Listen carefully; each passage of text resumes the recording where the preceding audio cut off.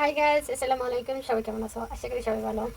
বাইরে ঠান্ডা গরু গোস্ত নিয়ে আনিছি, বিরিয়ানি রান্না করবো। চলো দেখা যাক, ভিডিওটা বড় করবো না, কিভাবে কি রান্না করি। আমি সবসময় বলি আমি আমার মতন করে রান্না করি, আমি কারোর মতন করে রান্না করি না, কারো ভিডিও দেখেও রান্না করি না। আমার যেমনি ভালো লাগে আমি এমনি রান্নাটা করি, ওই রান্নাটাই তোমাদের সাথে শেয়ার করি। যদি ভালো লাগে লাইক সাপোর্ট করে পাশে থাকবো। তো চলো কথা না বাড়াই, বিরিয়ানির জন্য মাংসটা আমি কুটি কুটি করে কেটে নিছি, বেশি বড় করে নিয়ে ছোটো ছোটো করে কেটে নিছি। বিরিয়ানি রান্নার জন্য আমি এই জায়গায় পেঁয়াজ বেরেস্তা বানিয়ে কতগুলো উঠাই নিছি। দিয়ে দিলাম গরম মশলা দিয়ে দিলাম রসুন বাটা, দিয়ে দিলাম আদা বাটা।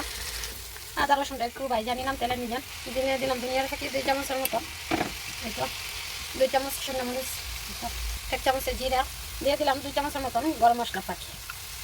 অল্প একটু পানি দিয়ে মশলাটা কষিয়ে নেব। মশলাটা ভালো করে কষিয়ে নেব। পরিমাণ মতো লবণ, একটু ডালটা দিয়ে দিলাম, আমার কাছে ঘি নাই। আর এটা হচ্ছে ম্যাগি মশলা দিয়ে দিলাম। এটাকে অনেকে জিপি বলে, এই আরবি ভাষায় জিপি বলে, আমরা বাউন্ডারি আর ডালা বলি। মশলা কষানো হয়ে গেছে, মাংস দিয়ে দিলাম। এখন আমি মাংসটা ভালো করে কষিয়ে নেব, সিদ্ধ হওয়ার আপনাকে, সিদ্ধ হওয়ার পরে দেখা যাবে।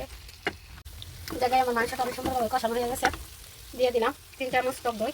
আমি 1 চামচ চিনি দিয়ে দিয়েছি, টক দই আমি মিক্সার করে দিয়ে দিলাম।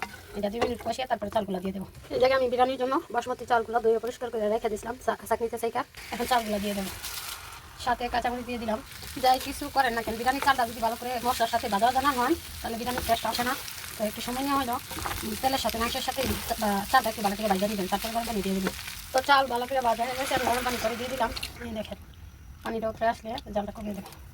গাইস ফাইনালি আমার বিরিয়ানি লুপ্ত কতটা জোর জোর হয়েছে। আমি কিন্তু ডিম দিয়ে দিছি, 4টা ডিম দিয়ে দিছি। দেখো তো বিরিয়ানি রান্না হয়ে গেছে। দিয়ে দিলাম পেঁয়াজ বেরেস্তা, এখন রেখে দেবো। দেখো বিরিয়ানিটা কত সুন্দর হয়েছে, মাশাআল্লাহ। এই দেখো আমার বিরিয়ানি কালারটা, আমি কিন্তু কাঁচামরিচ লগে দিয়ে দিয়েছিলাম বাড়াইয়া খাবারের জন্য। ইয়ামি ফাইনালি সাথে নিলাম শসা, ফিজেল, কাঁচামরিচ। এবার খাবারের পালা দেখো।